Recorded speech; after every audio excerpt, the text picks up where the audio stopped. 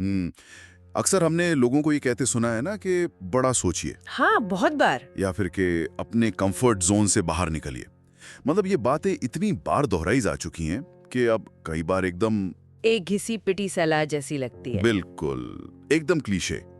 इंसान सोचता है कि हाँ ठीक है यार, बड़ा सोचना है, लेकिन असल जिंदगी की जो भागदौड़ है ना, उसमें ये सब बस किताबी बातें लगती हैं। सही कहा।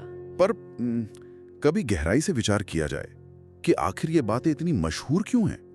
मतलब क्यों दुनिया के हर सफल इंसान की कहानी यहीं से शुरू होती है? इसका जवाब बहुत ही सीधा है। वो क्या?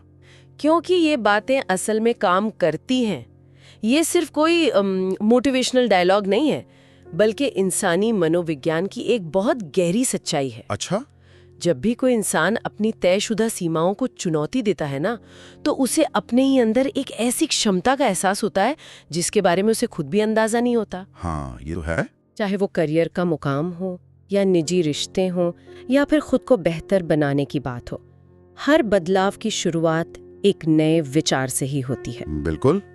लेकिन सबसे बड़ी मुश्किल ये है कि लोग सोच को एक रुकी हुई चीज मान लेते हैं, जबकि असल में सोच एक प्रक्रिया है, एक प्रोसेस है। एकदम सही बात पकड़ी है।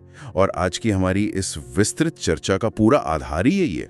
आज हम जिस विषय का विश्लेषण करने जा रहे हैं वो एक बहुत ही शानदार YouTube वीडियो पर आधारित है। हाँ, जो जॉन सी मैक्सवेल की मशहूर किताब हाउ सक्सेसफुल पीपल थिंक की एक बहुत अच्छी समरी है। जी, और हमारा मिशन आज सिर्फ ये जानना नहीं है कि सफल लोग क्या सोचते हैं, बल्कि ये समझना है कि वो कैसे सोचते हैं, उनका थिंकिंग पैटर्न बाकी दुनिया से अलग कैसे होता है, और कैसे कोई भी आम इंसान अपनी सोच को एक नई दिशा देकर अपनी जिंदगी का गियर बदल सकता है। बिल्कुल। इस चर्चा की सबसे खास बात ही मुझे ये लगी कि ये दिमाग को एक ठहरी हुई चीज नहीं मानती। अक्सर लोग सोचते हैं कि मैं तो बचपन से ही ऐसा हूँ, मेरी सोच ऐसी ही है। हाँ, जैसे सोच कोई पत्थर की लकीर हो। लेकिन ऐसा बिल्कुल नहीं है। इसे शरीर की एक मसल यानी मसल की तरह समझा जा सकता है। एक मसल की तरह? हाँ, जैसे जिम जाकर हम अपनी मसल्स को मजबूत करते हैं ना, वैसे ही रोजाना अभ्यास और सही आदतों से अपनी सोचने की क्षमता को भी ट्रेन किया जा सकता है। ये मसल वाली बात बहुत दिलचस्प है। मतलब अगर कोई इंसान लगातार नेगेटिव सोचता है तो वो शायद इसलिए क्योंकि उसने सालों से अपनी उस नेगेटिविटी वाली मसल की ही सबसे ज्यादा एक्सरसाइज की है। बिल्कुल, उसने उसी मसल को मजबूत कर लिया है। तो चलिए इस कॉन्सेप्ट को थोड़ा और गहराई से समझते हैं। सबसे पहले बात करते हैं बड़ी सोच यानी बिग थिंकिंग की। जी। अक्सर लोग मानते हैं कि बड़ा सोचने का मतलब है दिन में सपने देखना या शेख चिल्ली बन जाना। हाँ, हवा में महल बनाना। बिल्कुल। लेकिन जो बात मुझे इस समरी से समझ आई वो ये है कि बिग थिंकिंग का असली मतलब है अपने रोजमर्रा के छोटे छोटे कामों के पार देखना। एकदम सटीक बात है। बड़ी सोच का मतलब हवाई के लिए बनाना नहीं है।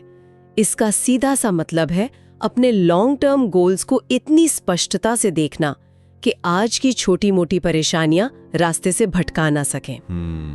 जो लोग बड़ा सोचते हैं उनके एक सबसे बड़ी खूबी होती है वो कभी सीखना बंद नहीं करते। वो हमेशा एक स्टूडेंट रहते हैं। हाँ, वो इस गलतफहमी में नहीं जीते कि उन्हें सब कुछ पता है।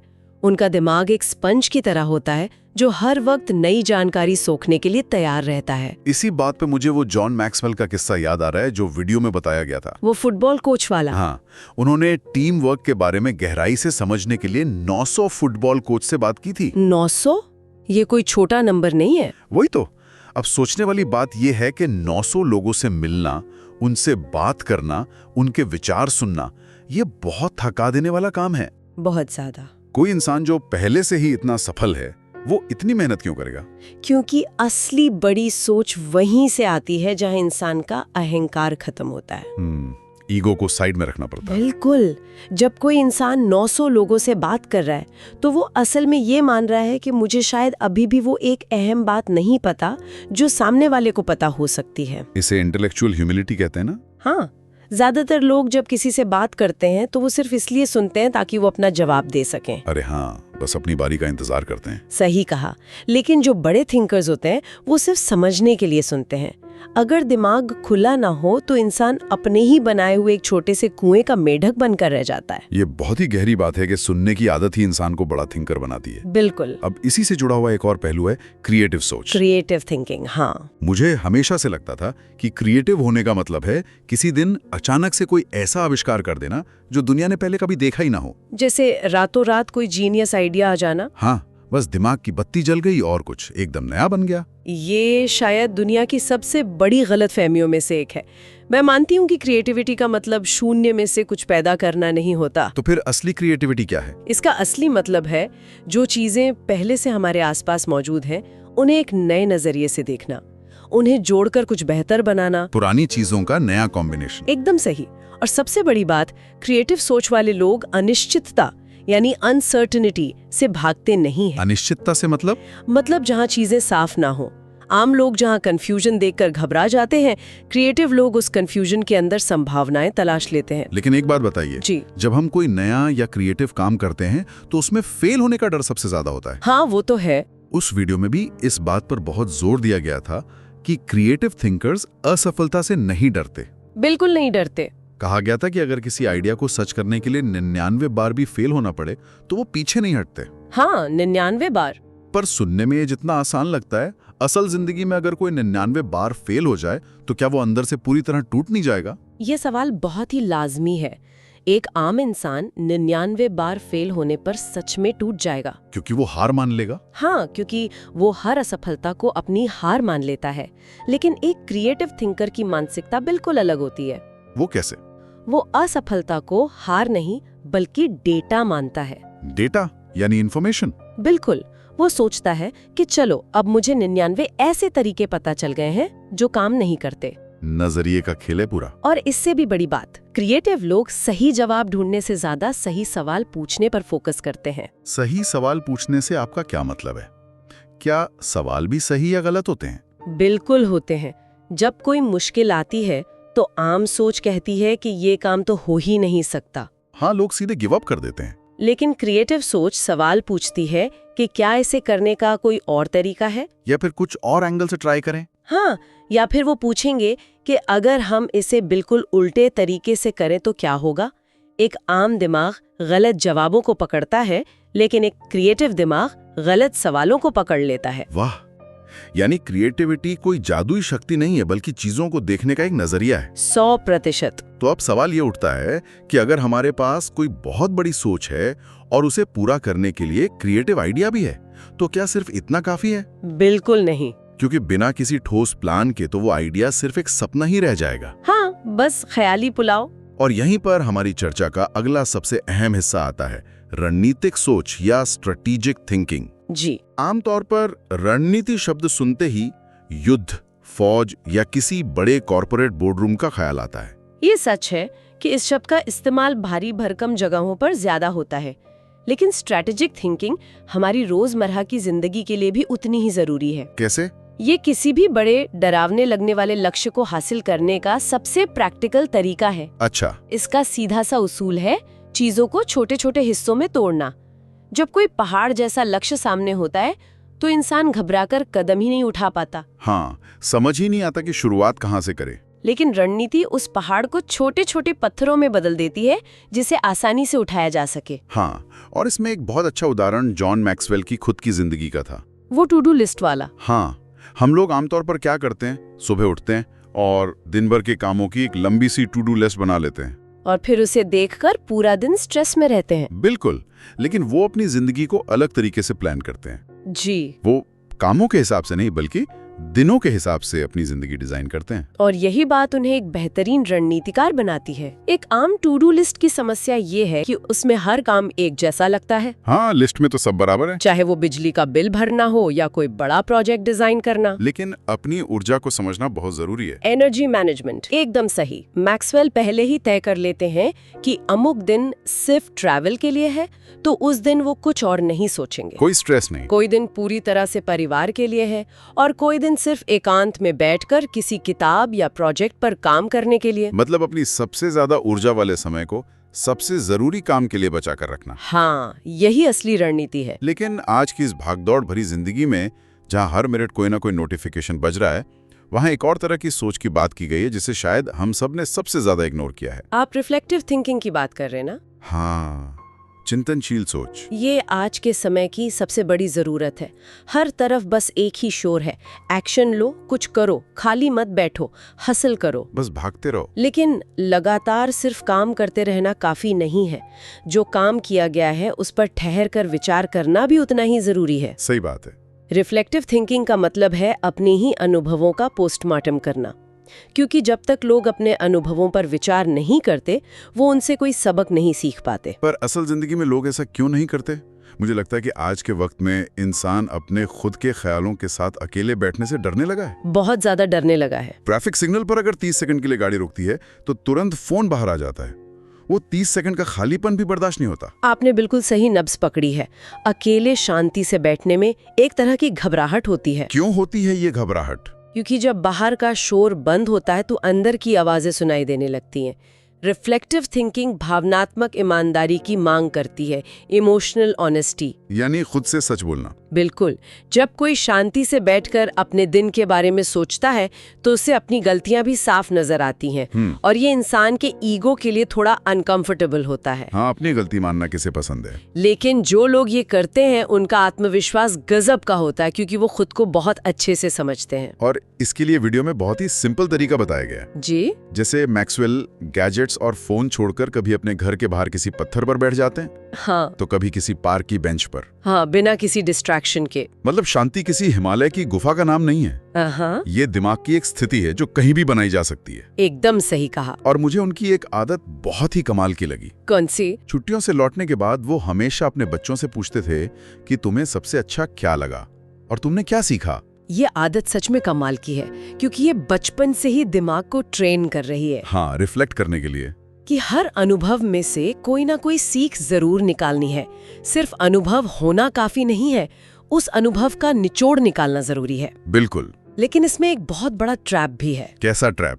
कई बार लोग बहुत गहराई से सोचते हैं, डायरियां भर लेते हैं, जर्नल लिखते हैं, लेकिन फिर भी उनकी जिंदगी नहीं बदलती। ओहो, हाँ, वो उस इंसान का उदाहरण जो वीडियो में था। जी, बताइए।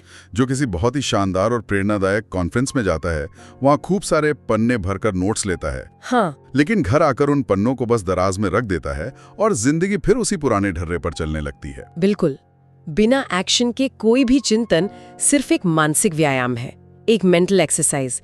उसका कोई नतीजा नहीं निकलता। सिर्फ सोचने से कुछ नहीं होगा। अगर गहराई से सोचने के बाद इंसान उस सोच को अपनी जिंदगी के फैसलों में लागू नहीं करता तो उस रिफ्लेक्टिव थिंकिंग का कोई मूल नहीं रह जाता। तो अगर हम इन सारी बातों को, बड़ी सोच, क्रिएटिव सोच, रणनीतिक सोच और चिंतनशील सोच को अपनी जिंदगी में अपना लें तो हम यकीनन भीड़ से अलग हो जाएंगे। इसमें कोई शक नहीं है। और यहीं से शुरू होती है वो सबसे बड़ी चुनौती जिसे पॉपुलर थिंकिंग या आम सोच पर सवाल उठाना कहा जाता है। ये सच में सबसे मुश्किल काम है। क्यों? क्योंकि इंसानी फितरत है कि वो उस रास्ते पर चलना चाहता है जिस पर सब चल रहे हो। भीड़ के साथ चलने में एक सुरक्षा का एहसास होता है। हाँ, लगता है कि अगर सब कर रहे हैं तो सही होगा। बिल्कुल। अगर सब किसी बात को सही मान रहे हैं तो लोग बिना अपना दिमाग लगाए उसे सच मान लेते हैं। एक तरह की भेड़ चाल। हाँ, लेकिन इतिहास गवाह है कि जो लोग सिर्फ रूटीन में फंसे रहते हैं और भीड़ की आवाज में अपनी आवाज मिला देते हैं, उनकी ग्रोथ एक पॉइंट के बाद पूरी तरह रुक जाती है। इतिहास का जिक्र किया है तो वो कोपरनिकस का उदाहरण बहुत ही सटीक बैठता है। बहुत ही शानदार उदाहरण है वो। एक दौर था जब पूरी दुनिया, हर बड़ा विद्वान और आम जनता ये मानती थी कि पृथ्वी इस ब्रह्मांड का केंद्र है और सूरज उसके चक्कर लगाता है। हाँ, ये उस वक्त की सबसे बड़ी पॉपुलर थिंकिंग थी। सबको यही सच लगता था। लेकिन कोपरनिकस ने इस आम सोच को चुनौती दी, इसके खिलाफ गए और सच सामने रखा कि हमारा सोलर सिस्टम असल में सूरज के चारों ओर घूमता है। ये इस बात का बेहतरीन उदाहरण है कि बहुमत की सोच हमेशा सही नहीं होती। बिल्कुल नहीं। कई बार पूरी की पूरी भीड़ गलत दिशा में जा रही होती है। और इसका एक बहुत ही आधुनिक और प्रैक्टिकल उदाहरण भी समरी में दिया गया था। कौन सा? 9/11 के बाद की उड़ानों का किस्सा। वो किस्सा सच में सोचने पर मजबूर करता है। हाँ, 9/11 के भयानक हादसे के बाद पूरी दुनिया सदमे में थी। एक ऐसा माहौल बन गया था कि लोग हवाई जहाज में सफर करने से खौफ खा रहे थे। बिल्कुल, फ्लाइट्स एकदम खाली जा रही थी। ये उस समय की आम सोच बन गई थी कि हवाई यात्रा सबसे ज्यादा असुरक्षित है। डर का माहौल था। लेकिन मैक्सवेल और उनकी पत्नी ने इस स्थिति को एक अलग नजरिए से देखा। उन्होंने इस पॉपुलर थिंकिंग को चुनौती दी और लॉजिक लगाया। क्या लॉजिक? उन्होंने समझा कि जिस वक्त सुरक्षा एजेंसियां सबसे ज्यादा अलर्ट पर है, उस वक्त उड़ान भरना शायद इतिहास में सबसे ज्यादा सुरक्षित होगा। कमाल की सोच है ये। जहां पूरी दुनिया डर रही थी, वहां उन्होंने उन खाली फ्लाइट्स को सुरक्षित और बहुत ही किफायती यात्रा करने के एक बेहतरीन अवसर की तरह इस्तेमाल किया। ये किस्सा वाकई आंखें खोलने वाला है। जब इंसान डर और भीड़ की सोच से हटकर तर्क का इस्तेमाल करता है, तो उसे वो मौके नजर आते हैं जो बाकी दुनिया को दिखाई नहीं देते। एकदम सही बात है। लेकिन अब एक बहुत ही व्यावहारिक सवाल आता है। पूछिए। एक आम इंसान जो सुबह 9 से 5 की नौकरी करता है, वो अचानक से इस पॉपुलर थिंकिंग से बाहर कैसे निकले? वो रोज कॉपरनिकस तो नहीं बन सकता ना। इसके लिए कोई बहुत बड़ी क्रांति करने की जरूरत नहीं है। तो शुरुआत कैसे करें? इसकी शुरुआत रोजमर्रा की जिंदगी के छोटे छोटे बदलावों से की जा सकती है। अच्छा। अपने दिमाग के उस पैटर्न को तोड़ना होता है जो ऑटो पायलट पर चल रहा है। जैसे कि कोई नया रास्ता चुनना। बिल्कुल। हर दिन ऑफिस से घर जाने के लिए एक ही रास्ते का इस्तेमाल करने के बजाय जानबूझकर कोई नया रास्ता चुनना। हाँ, थोड़ा भटक कर जाना। या फिर किसी रेस्तरां में जाकर हमेशा वही अपनी फेवरेट डिश मंगाने के बजाय कुछ ऐसा ऑर्डर करना जो पहले कभी ना खाया हो। ये तो बहुत ही मामूली बातें लग रही हैं। सुनने में मामूली लग सकती हैं, लेकिन असल में ये आपके दिमाग को अनिश्चितता का सामना करने की ट्रेनिंग दे रही होती हैं। अच्छा। ये छोटे छोटे नए अनुभव दिमाग को तरोताजा करते हैं और उसे पुराने ढर्रे से बाहर लाते हैं। इससे इंसान को यह एहसास होता है कि जो पुराना तरीका है, जिसे सब फॉलो कर रहे हैं, वही हमेशा एकमात्र सही तरीका नहीं होता। बिल्कुल। नया रास्ता भी सुरक्षित और अच्छा हो सकता है। तो अगर आज की इस पूरी विस्तृत चर्चा का एक सार निकाला जाए, तो वो ये है कि इंसान की सफलता या असफलता उसकी आदतों से नहीं, बल्कि उन आदतों को जन्म देने वाली सोच से तय होती है। बहुत खूब कहा।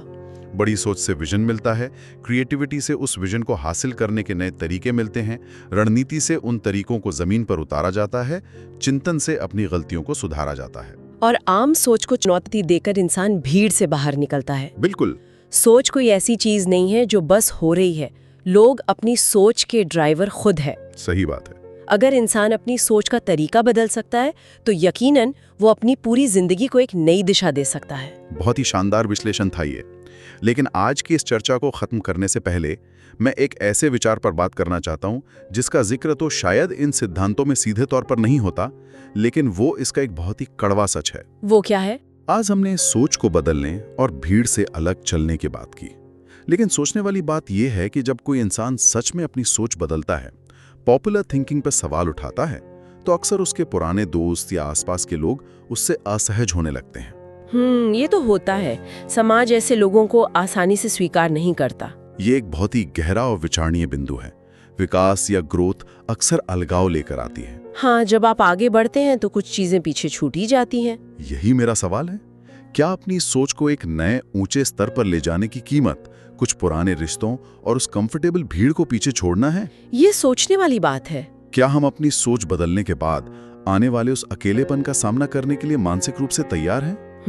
ये एक ऐसा सवाल है जिस पर हम सभी को अकेले में बैठकर बिना किसी गैजेट के गहराई से चिंतन करने की जरूरत है। इसी विचार के साथ आज की शानदार चर्चा को यही विराम देते हैं। नई सोच और ज्ञान के ऐसे ही किसी और दिलचस्प सफर पर फिर मुलाकात होगी।